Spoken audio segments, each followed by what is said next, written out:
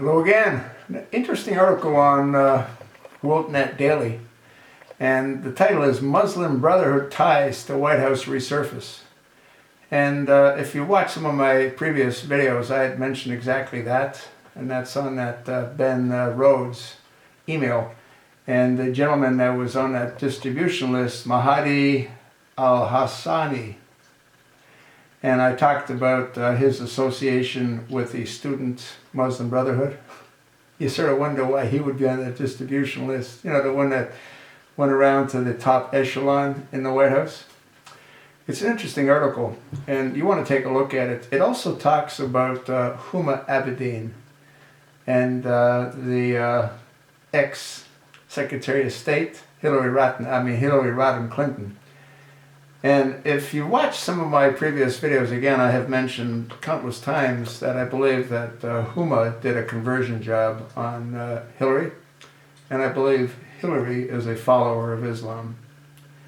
And if you go back and take a look at where Hillary spent pretty much all of her 4 years tenure as Secretary of State, it was in the Middle East.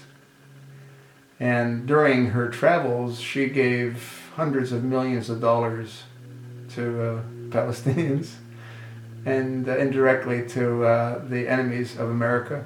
I believe she also gave it to the enemies of America, and the reason that is that when Secretary of State John Kerry took over her position, earlier on he had mentioned that they have been arming, equipping, and training the Syrian rebel freedom fighters in Jordan. And he said they have been doing that for an extended period of time. That's well before he became Secretary of State, which tells me that Hillary Rodham Clinton was instrumental in bringing that about as well. And I have no doubt that that's the case based on her close association with Huma Abedin. Were they lesbian lovers? I have no idea.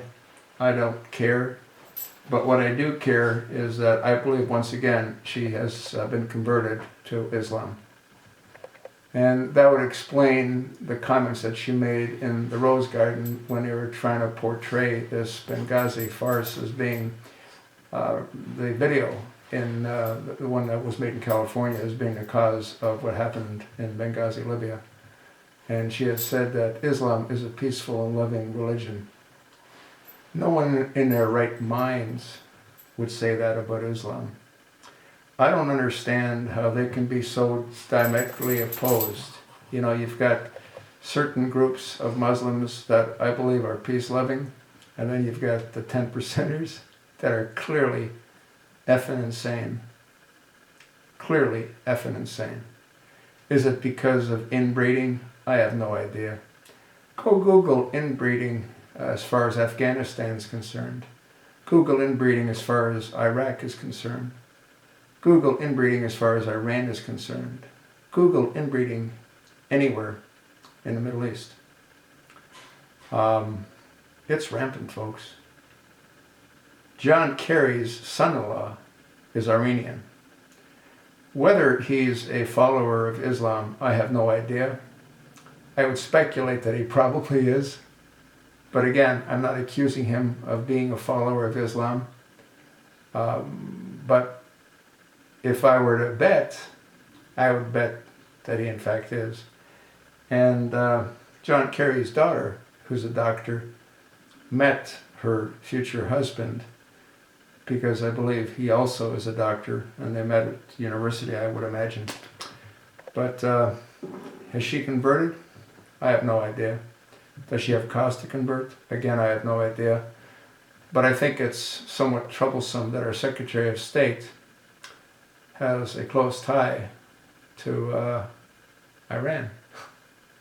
Yeah, and the son-in-law does have family back in Iran, and one would assume that they must be very wealthy to have been able to afford to send their son to study medicine at an American university.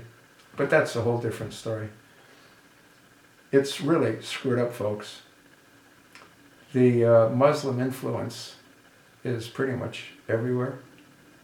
And again, I think it all boils down to King Abdullah of Saudi Arabia.